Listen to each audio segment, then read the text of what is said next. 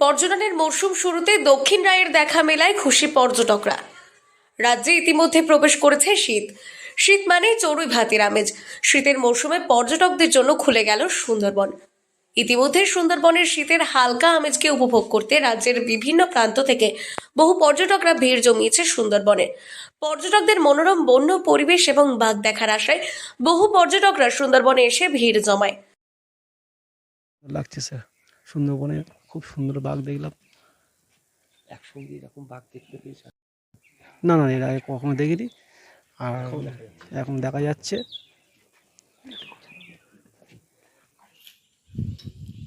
সব পর্যটকদের ভাগ্যে দক্ষিণ রায়ের দর্শন পাওয়া হয়ে ওঠে না, কিন্তু কিছু কিছু ভাগ্যবান পর্যটক রয়েছে যারা শুধু একটা নয়, গোটা বাঘের পরিবারকে দেখতে পায়।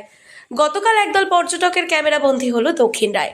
গতকাল শীতের পড়ন্ত বিকেলবেলায় বনি ক্যাম্পে দুই শাবককে নিয়ে বাঘিনী বনি ক্যাম্পে বন দপ্তরের তৈরি করা কৃত্রিম জলাশয়ে জল খেতে হাজির হন। সেই সময় বনি ক্যাম্পে ঘুরতে গিয়েছিল একদল পর্যটক। এই বিরল দৃশ্য পর্যটকরা ক্যামেরাবন্দি করে।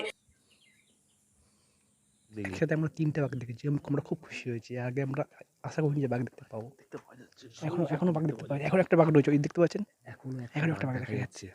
মানে ভাবতে এবং একই সঙ্গে বাঘেদের পরিবারকে দেখতে পেয়ে খুশিতে আত্মহারা হয়ে উঠেছে পর্যটকরা।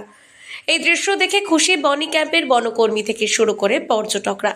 এক পর্যটক জানান, গতকাল জয়নগর থেকে বেশ কিছু পর্যটক বনি ক্যাম্পে ঘুরতে এসেছিল। সেই সময় বন দপ্তরের তৈরি করা যে বনি ক্যাম্পে বাঘেদের জন্য যে কৃত্রিম মিষ্টি জলের জলাশয় তৈরি করা হয়েছিল, সেই জলাশয়ে একসঙ্গে 3টে বাঘ জল খেতে এসেছিল। সচরাচর এমন বিরলতম দৃশ্য দেখা যায় না।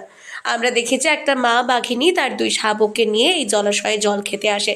সেই দৃশ্য দেখে আমরা আনন্দে আত্মহারা হয়ে পড়ি। বহু পর্যটক সেই বিরল দৃশ্য তাদের ক্যামেরা বন্দি করতে ব্যস্ত হয়ে পড়ে। বেশ কিছুক্ষণ পর্যটকদের দর্শন দেওয়ার পর আবারও সহমহিমায় জঙ্গলে ফিরে যায় শাবকদের নিয়ে মা বাঘিনীটি। আমরা এই দৃশ্য দেখে অনেকটাই আনন্দ পেয়েছি। সুন্দরবনে বাঘ দর্শন মানেই ভাগ্যের ব্যাপার। কলকাতা থেকে বহু পর্যটকরা সুন্দরবনে ঘুরতে আসে, কিন্তু তাদের ভাগ্যে বাঘ দর্শন থাকে না। আমরা দেখতে পেয়েছি, তাই আমরা খুবই আনন্দিত। দক্ষিণ 24 পরগনা থেকে সুমন সাহার রিপোর্ট, লোকাল 18 বাংলা।